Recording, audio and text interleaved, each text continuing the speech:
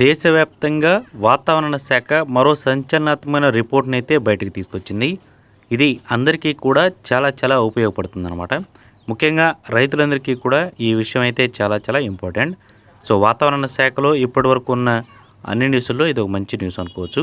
ఇక వివరాలకు వెళితే దేశవ్యాప్తంగా ఈసారి వర్షాల సంఖ్య అనేది పెరిగే అవకాశం ఉన్నట్లు, భారీ వర్షాలు కురిసే అవకాశం ఎక్కువగా ఉందని వాతావరణ శాఖ అయితే పేర్కొనింది. జూన్ నెలలో ప్రారంభమయ్యే నైరుతి ఋతుపవనాలు అనేవి మనకి సెప్టెంబర్, అక్టోబర్ వరకు కొనసాగే అవకాశం ఉందని కూడా పేర్కొనింది. జూన్ మొదటి వారంలోనే ఈ వర్షాల ప్రభావం, నైరుతి ఋతుపవనాలు ఎంటర్ ఇవన్నీ కూడా జరుగుతాయని వాతావరణ శాఖ అంచనా వేస్తుంది. దీని ప్రభావంతో మనకి ఈ సీజన్లో చాలా వరకు వర్షాల ద్వారా రైతాంగం అనేది కొంచెం అభివృద్ధి దశలో ఉండేటట్లు ఉంటుందని వాతావరణ శాఖ నుంచి అయితే అంచనాలు అయితే వస్తున్నాయి. అదేవిధంగా మనకి కొన్ని ప్రాంతాల్లో మాత్రం ముప్పు అనేది తప్పదంటూ కూడా పేర్కొనింది.